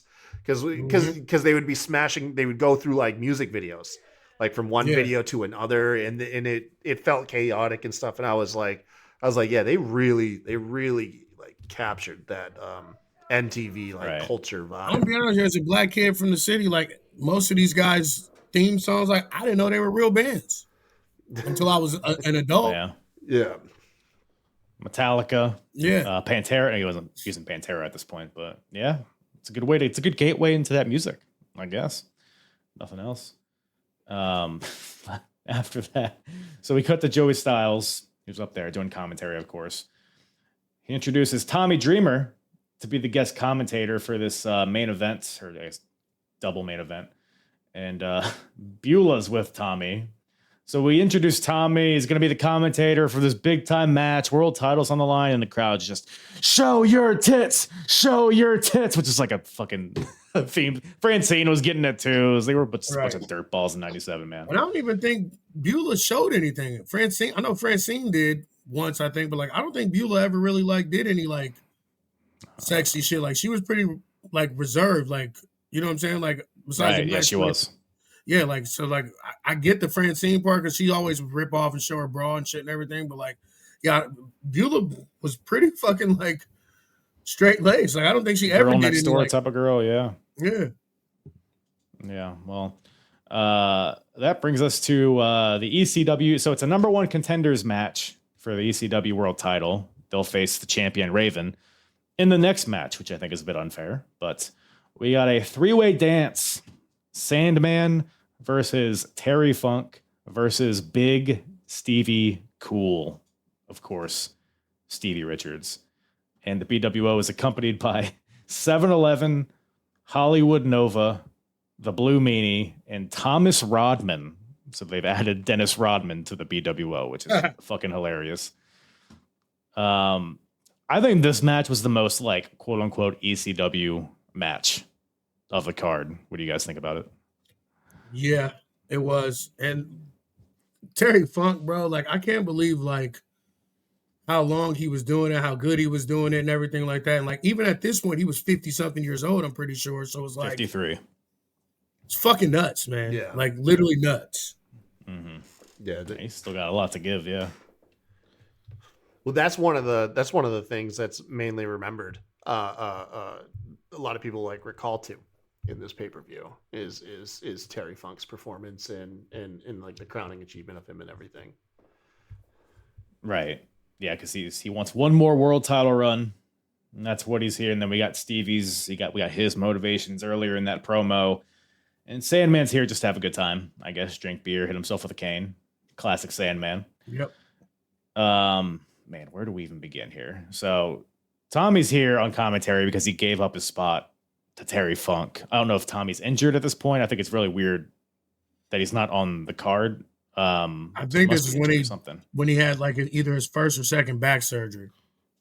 Oh, that would make sense. Because even at this point, Tommy Dreamer is like the guy in ECW. He's like the mascot of it. So we have a three-way here, and three-ways are still like pretty new in wrestling, at least at this stage. So it's interesting watching guys like try to maneuver, like try to figure out how to do it. Like they're doing like a three-way headlock in the beginning. Right. Or like two guys will be chain wrestling and then the third guy will just kick them for no reason. So it was a little clunky at some points, but I think it worked given, who's involved here. I don't know. Any parts of this match stick out to you guys? Not really. I mean, it was a standard fucking ECW debacle, but like it was way better than I remembered it being, honestly. Right. Yeah, I mean, it was got a Terry Funk moonsault off a ladder, which is fucking nuts. Damn near killed himself. Yeah, I think he missed Stevie, but I don't think anybody cared. Right.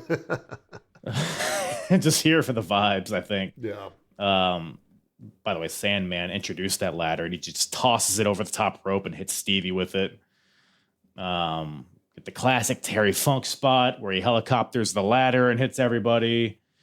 Stevie with Stevie kicks to both guys, both for 2 counts. There's a point where Sandman, so he has the ladder like on the barricade, like in a teeter-totter position, and Sandman goes back in the ring, leaps over the top rope, smashes the ladder to like seesaw hit Stevie, which is just the athleticism of Sandman is very underrated, I think. It doesn't get brought up enough. No, people don't call him an athlete generally, but I think he is. I think you know what they say, like when you're drunk driving and shit and you get in an accident, those people live because they're fucking all loose and shit. Right. That's what I always think of Sandman. Like he doesn't, like you he said, doesn't like, tense up.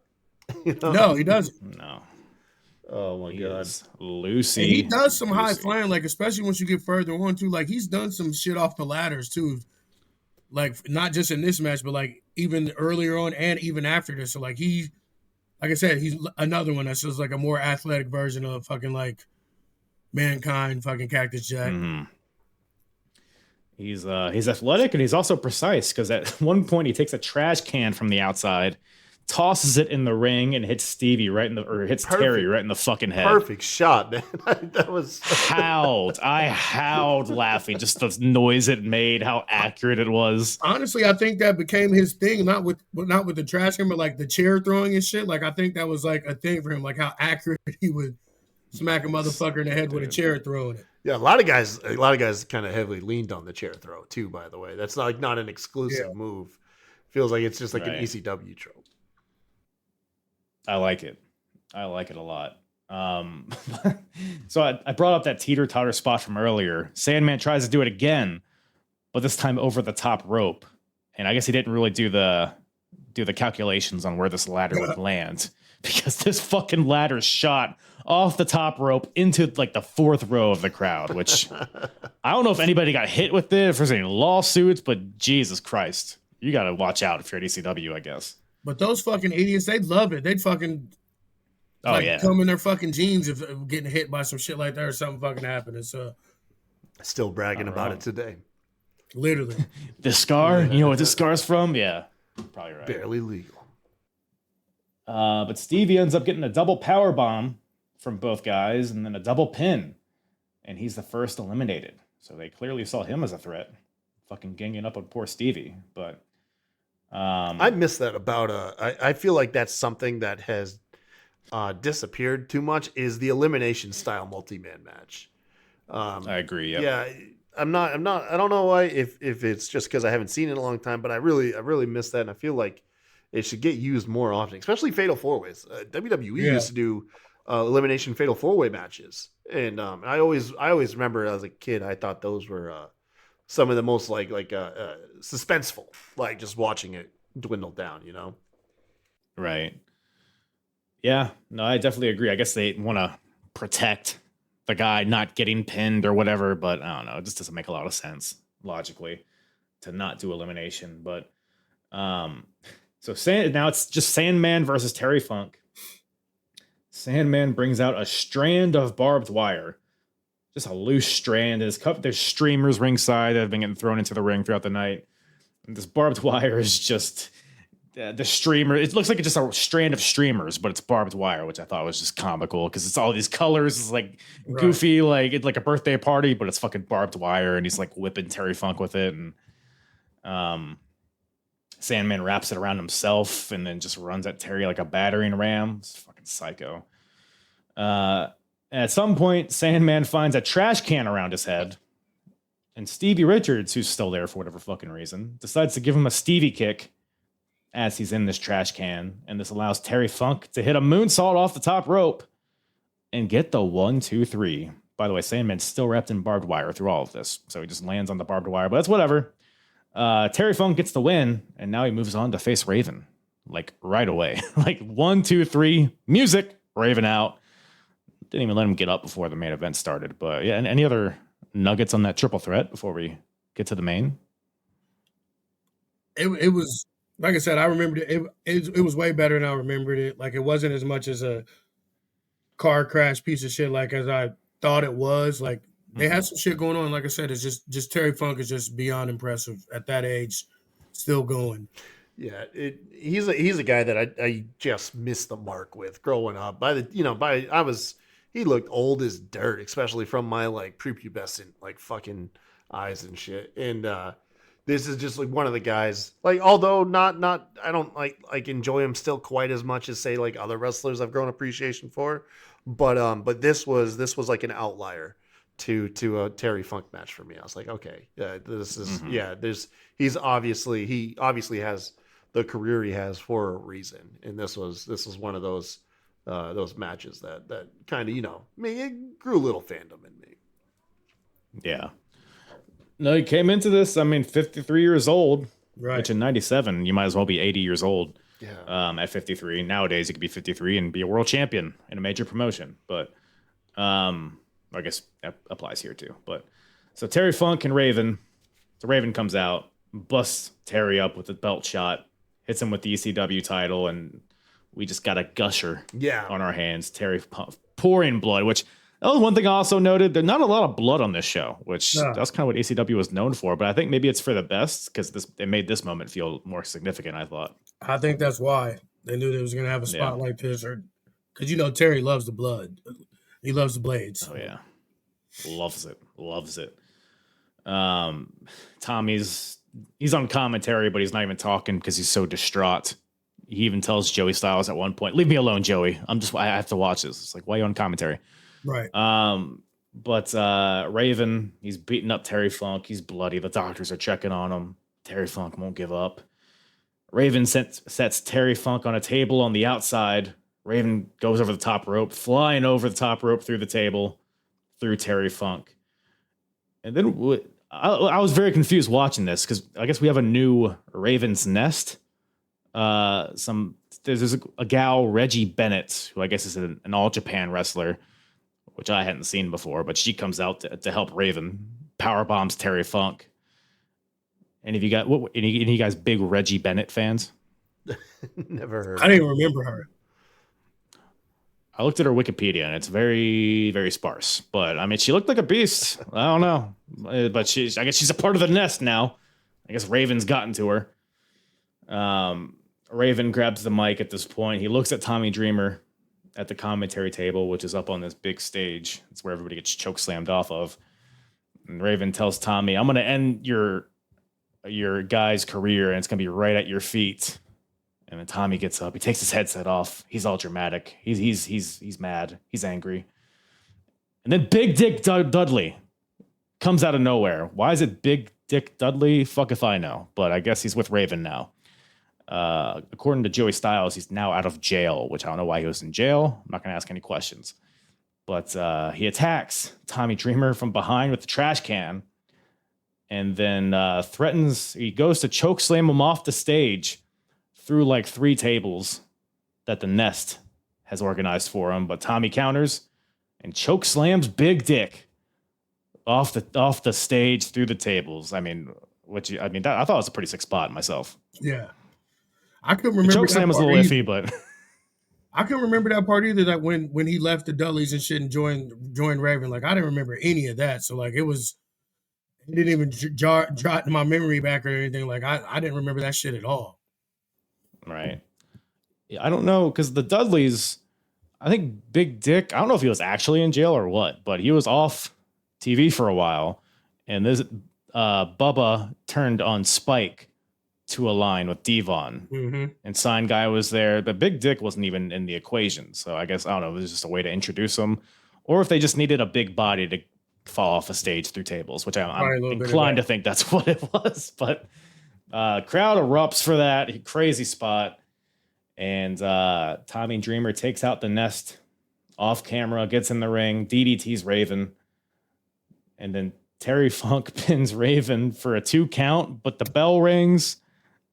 And then they just get up, and then he rolls Raven up again, and now it's a 3 count. So a weird finish, but the crowd was still with it. I don't know. What'd you guys think of that finish? It was definitely strange. Yeah, it's fine. Somebody fucked up. Yeah. Yeah. It's fine. The moment was still pretty cool. For me personally, I was like happy watching it, but it was good for what it was. I can see why, it's appreciated. It was, ECW's first pay-per-view, such a meaningful moment, but me not really having like the emotional investment. It is what it was. It was pretty good. I peaked at like on Taz and Sabu.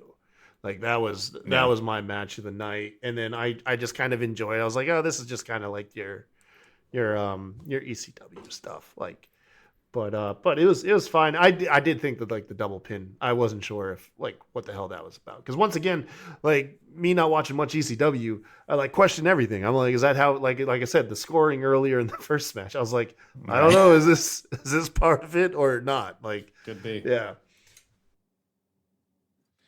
Yeah, it was. I don't know. Like I said, I think it was just a fucked up thing, but I loved Raven at this time. Like even going in his early WCW running, like the different people they were bringing in for the flock and the nest and shit. Like I said, besides his promos, like I loved Raven. Like I thought his pacing, the way that he could wrestle any type of match you put him in, like it didn't matter who he was in. Like I don't think he ever really had like a terrible match with anybody, honestly.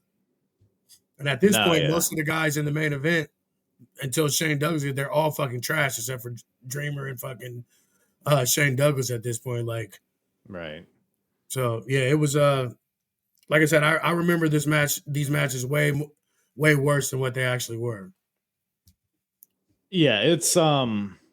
The first time I watched the show I was probably like, I don't know, 12, 13 years old. A free copy of this came with one of like the ECW One Night Stand DVDs. So I watched it. And at the time I was like, this shit fucking sucks. But watching it with fresh eyes and just a more, I don't know, mature mind in terms of wrestling, I definitely appreciated it a lot more watching it this time, especially in comparison. Like even the show you guys watched with me a couple months ago, like it just felt like such a different presentation. Yeah. In a good way. And like it's Taz Sabu was great. Those first couple matches were high paced, fun action throughout. And overall, I think this is probably one of the better ECW shows, at least that I've watched. So up to this point. No. Yeah, by coincidence, sheer coincidence, on my YouTube feed, there was just like a day or two ago, Devon Dudley's got his own YouTube channel that he's trying to get pushed now, and but he talked about the speech that Paul Heyman gave behind the scenes before they went to the pay-per-view and essentially told everybody you had to hit a home run, otherwise this company was essentially going to collapse under itself. It was no pressure. Yeah, no pressure. But the future of this company rides on this pay-per-view, and it was neat because I saw that and I'm hearing how Devon talked about it, and he was like, yeah, you know, me and the boys, everybody, you know, he's like that resonated with all of us, and he's like, and then we went out there and we killed it. And it's like, I think Paul's dad put his house up as collateral to get some of the money to get this thing going towards the pay-per-view stuff. Like, so he wasn't lying. Like it was on the line. And but given that context, like I had just heard and then watched this, I felt like I could see that in the performers. Like I think regardless if I thought the match was like if it really gripped me, or if you know, I feel like I could see it like on AEW.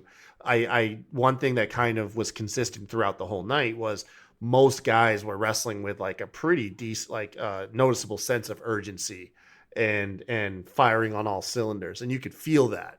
Like you could feel that in the performances, and yeah, it made me appreciate it. Like I do, like I'm happy. Like I've enjoyed like you like picking out these little these gems in ECW's history, because it's cool to see the significance, especially as somebody who never watched the brand growing up. And also for the guys there, like a lot of these guys would never have made it to a fucking pay-per-view if this didn't happen.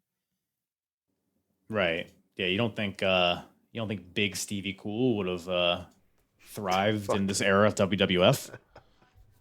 Yeah. With fucking Shawn Michaels and Bret Hart and Stone Cold and Stevie Richards? He could enter that mix, I think. One of these is not like the other, man. I do like the Stevie. But yeah, he's a bit of his twinkish figure. I don't know if it would mesh well with Hulk Hogan on Nitro or whatever the hell, but don't know. But man, Barely Legal. That was a hoot, and that show really smacked me raw. But speaking of Smacked Raw podcast, appreciate you boys coming on once again. Always a pleasure. Where can everybody find you guys, listen to you, watch you, taste you, all that stuff? I don't know where they can taste us at, but you can tell me when we hit and stop recording, I guess. No, we aren't really active on X or Twitter anymore. Like I am kind of, but you can still hit us up at Mr. 8984. I post on there sometimes, mostly just shit post. at Routeport Kennels on IG, ARA8984 on IG as well. If you need a puppy or anything like that, definitely hit me up. Go ahead, Kyle. You got the rest. Yeah, man. My socials nowadays mainly just consist of like my photography. It's you can follow Kyle Tyson on Facebook. We got my IG posted right here, the Kai Tai Show, and then on I finally downloaded fucking TikTok, and I just post a lot of my photography stuff there. The TikTok's just called Tyson's Photography. As far as the show goes, it's on hiatus. We've taken like essentially a whole season off. Mainly waiting for RN's new home to come in the mail, and then once the new in the mail, huh? Yeah. We're gonna have to just skip that. We're gonna have to just not even worry about that and get back in the booth and figure this out because it's not looking till like April or so. Jeez Louise, yeah. So we've taken a season hiatus to find ourselves, but we'll be back shortly, hoping for a relaunch here next month in February. In which case. The Smack Raw podcast. We'll check us out there. We still have, if you want to check out any of our old YouTube videos, Smack Raw podcast, youtube.com/Smack Raw podcast. You can find us there, or we're anywhere. You can find a lot of our old episodes, pretty much anywhere podcasts can be listened to, with the same. Basically what he's talking about, Pretty Kyle, is getting a house built. We were on track for everything, and my landlord sold my building like 2 or 3 months before we were supposed to move out and like break ground and stuff. So me and my girlfriend, we moved into her parents' basement, and finally everything, all the paperwork and everything is fucking finished. Now we're just waiting to break ground. Yeah. Hey, man. So you're kind of like Paul Heyman in a way in 97. You kind of feel the pressure. Like, it's not pressure. No, I guess you're not like Paul Heyman really at all. It's not terrible. Jewish. I mean, just can't walk around naked or nothing. Potentially homeless is what it is. There we go. Yeah. We'll give ECW a few years and they'll get there, and then you'll be the same. Facts. Yeah, man. Facts. Appreciate you having us on, man, though. It's always a blast. Like I said, I always look forward to these because I know you always pick out like good significant shows for us to watch. And I end up having a good time watching. Yeah. Yeah, man. We can continue the ECW train. I'll find a less significant show. Maybe a hidden gem of some sorts. More Stevie Cool on the way for you guys. Don't you worry. All right, man. Let's do Heatweight 98. I was actually there. Ooh, did you get any blood on you? Get any ladders in your face? No, we were nosebleed fucking section, but I was there. Well, nosebleeds in ECW. You're just like the 5th row, right? Not 10th row, because it was at the old Hair Arena where Dayton Flyers used to play. Oh, that'll be fun. Yeah, we do that. It was actually on my birthday. Happy birthday! Well, I guess it's not today. Not now, but yeah. Belated happy 12th birthday. I don't know how to end shows. RN, take us home. Well, from both Kyles, Pretty Kyle and Fat Kyle, this is what? White Kyle. I thought we were going with White Kyle or Bald Kyle, maybe. I don't know. Like average in our Kyle. group chat, he was talking shit because I fucking dropped a lot of weight and shit. He was like, "Oh, you finally seen your dick?" So I had to give him. That's a good day, man. When you find your dick again. All right, listen. Once again, thank you to Kyle and RN from the Smacked Raw podcast for returning to the show. Always a good time with those boys. Go check out the Smacked Raw podcast wherever you listen to podcasts, as well as live on YouTube and Twitch. All of this stuff will be in the description below. Follow me at Apron Bump on all the social medias. You know the deal. But hey, before you leave, you better stick around because we got to get hard real quick. Bartholomew, hit that jingle. WCW, ECW, WWF, who's the hardest promotion? Eric or Vince or Paulie? I think we can agree though. Heck Myers is the shit. Alrighty then. The hardest promotion battle of 1997 continues. WWF versus WCW versus ECW. The current score, WCW with 41 points. ECW with 10 points. WWF with 7 points. Now, if you're watching on YouTube, I'll be walking along. I'll be sharing my screen so you can walk through this as I go through it visually. But if you're listening in audio land, I'll talk you through it as well. So I laid out the scores here. What do those scores come from? Well, of various criteria. We'll look at overall pay-per-views, TV, in-ring, out of ring, and then we get into the individual best ofs and worst ofs, matches, wrestlers, characters, segments, etc., etc. But first things first. First thing we got to do is grade the show because this will factor into the points. So we're grading from a scale of 0 to 100. So what do we think we throw at ECW Barely Legal 1997? So if we're looking at other ECW shows, so CyberSlam got a 70, Crossing the Line Again got a 72. Is this the best ECW show of the year? I don't know if it is. I know it's the biggest show, like the most significant, but man, let me refresh my memory real quick. Crossing the Line Again, 1997. Let me just look at these cards just to make sure I'm not forgetting anything significant. So Crossing the Line Again, what do we have here? We got the Pitbulls and the Triple Threat. Tommy Rich, Terry Funk, that's right. Eliminators, Rob Van Dam, Sabu. I think both those shows had this match. Raven, Dr. Death. I think Barely Legal is better than this. I would say it is. Because you had some really good action here in the beginning of the show, and then you had your story beats towards the second half. Not all of them were good, but I think ultimately it was a fun show to watch. I'll say that. Easy show to watch. Flowed well. So I think, you know what? I think it is the best ECW show of the year. I think it is. So it's at least a 73, is what we're saying. I'm thinking maybe 75. Not a perfect show, but pretty good. 76, maybe. 76 feels better. So 76, that's not quite as good as Spring Stampede from WCW, but it's better than WrestleMania 13. Is this show better than WrestleMania 13? Now we're grading on a scale, right? Like, kinda, you know what I mean? Like ECW, it's like, how good of an ECW show was it versus WrestleMania? How good of a WWF show is it? So it's kind of as a weighted, like a factor kind of built in, you know what I'm saying? WrestleMania 13, like it was a one-match show.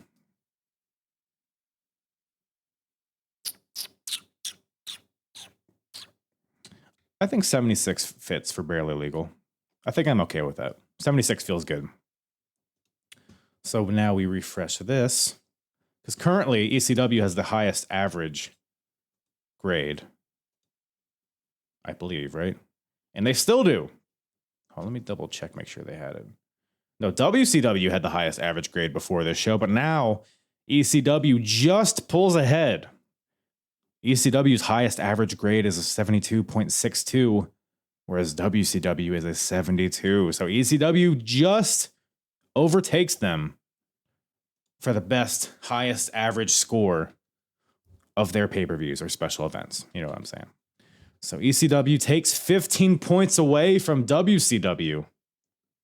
So WCW is still in the lead, but only by 1 point now. Man, what a fucking race. And we're not even halfway through this year. Best TV. Which company has the best TV? We're tracking WCW. I'm inclined to leave it. Raw fucking sucks, dude. Right now, Raw is dog shit. Everything outside of Bret Hart and Stone Cold can just suck me soft. I mean, it's just Savio Vega and Crush and who else? Hunter Hearst Helmsley just having fucking boring chinlock matches with DQ finishes, just one after the fucking other.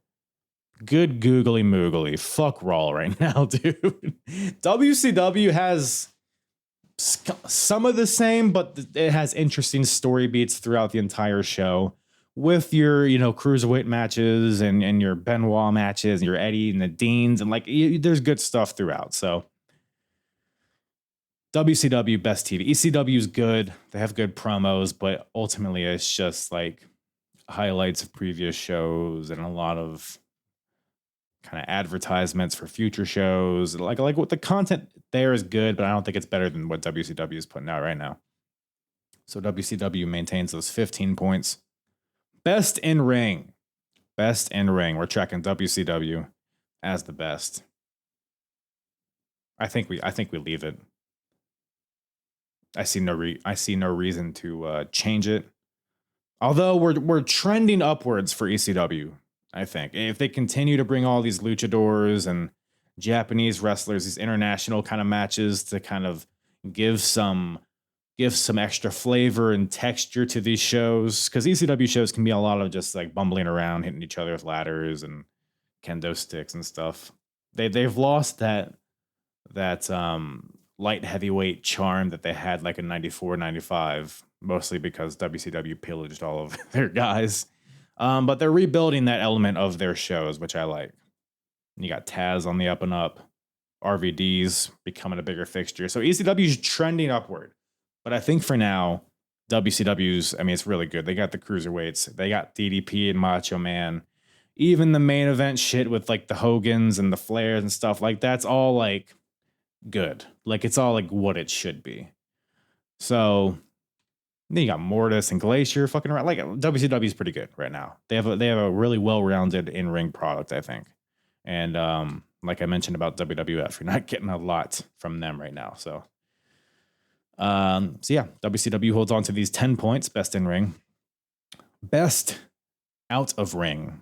We're tracking ECW right now as the best.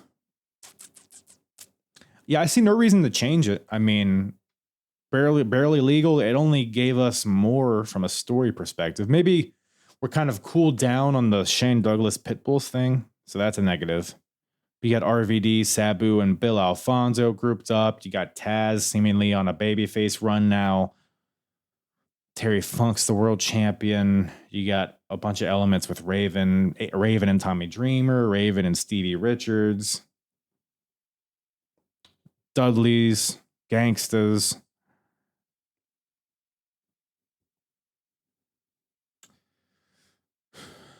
I just think ECW.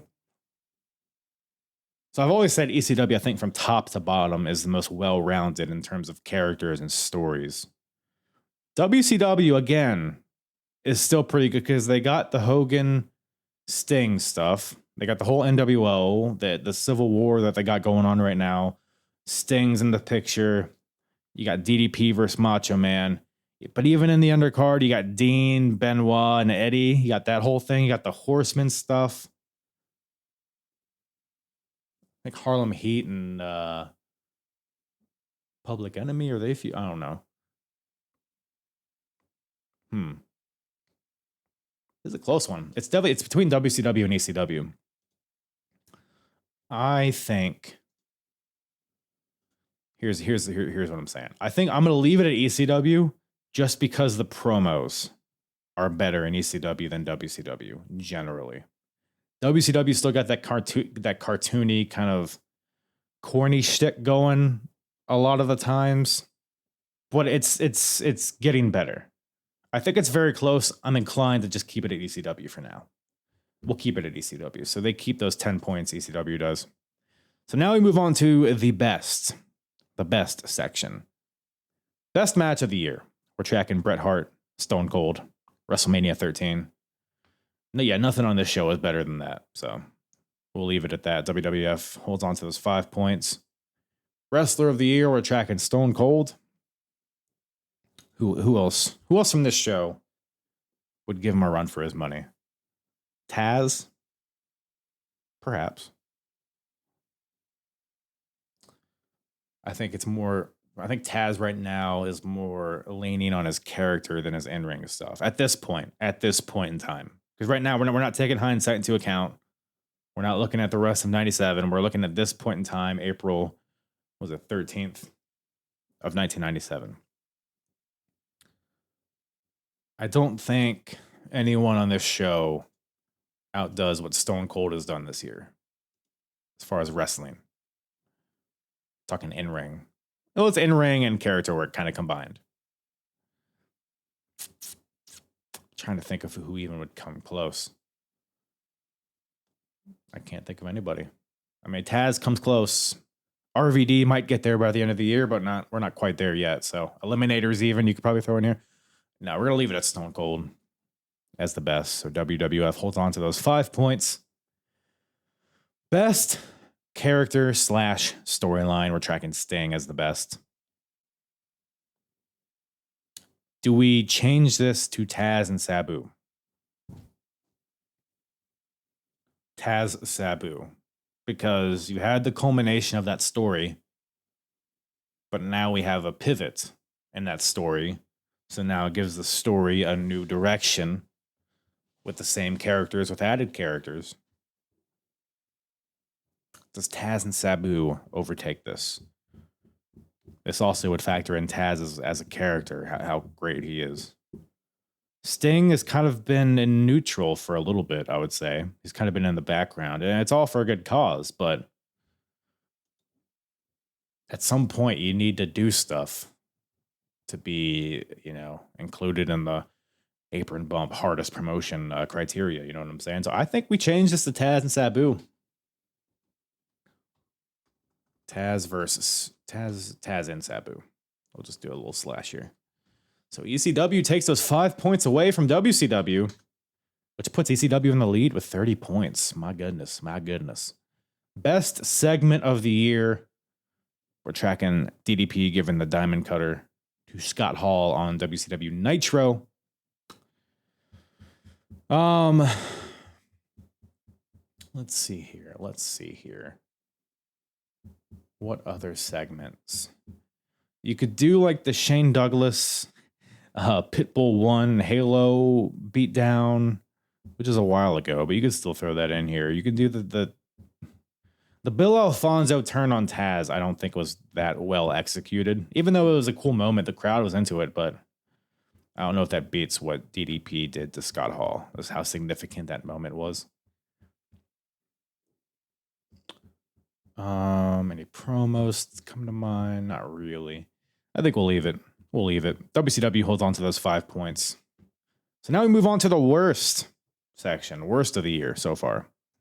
Worst match, Undertaker versus Sid. WrestleMania 13. Yeah, nothing on the show is worse than that. Pitbull and Shane Douglas is pretty bad, but I don't think it was that bad. So WWF holds on to those -3 points. Worst wrestler of the year. We're tracking Prince Iaukea as the worst. You could throw Pitbull in here. Pitbull bald. Really either of them, honestly.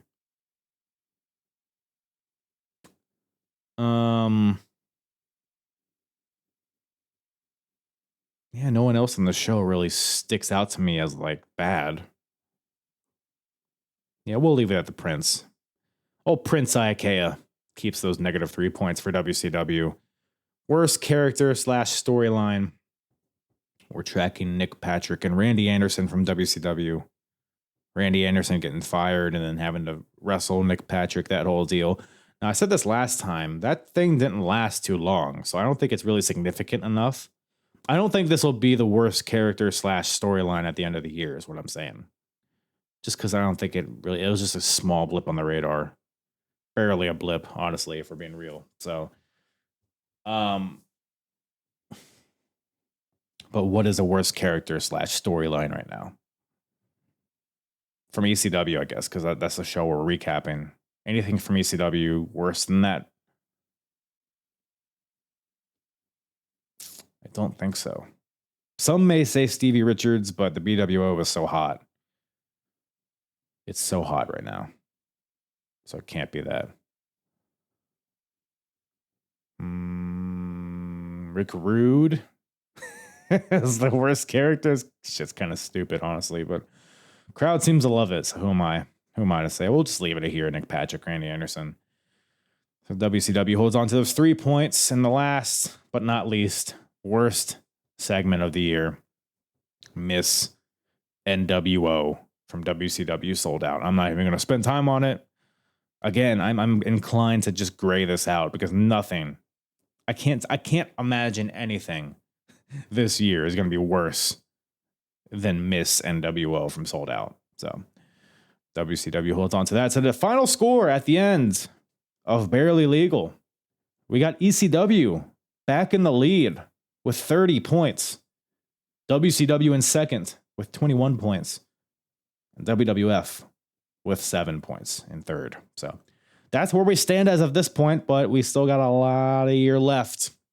A lot of changes. A lot of stuff going to be happening in 97. So keep tabs on that. But yeah, boys and girls and everything in between. That's all I got for you guys today. Appreciate you guys tuning in for this historic ECW review. It's been a pleasure.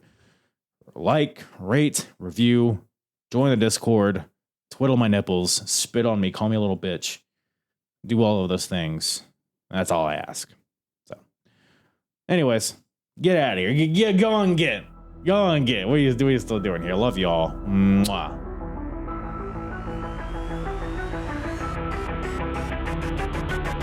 I'm hard. Yeah. It's the hardest. Talk around and disregard it. Strip you off the ground, show you what hard is. Standing strong and proud, nothing can knock it. Let's get it started. It's the hardest. Talk around and disregard it. Strip you off the ground, show you what hard is. Standing strong and proud, nothing can knock it.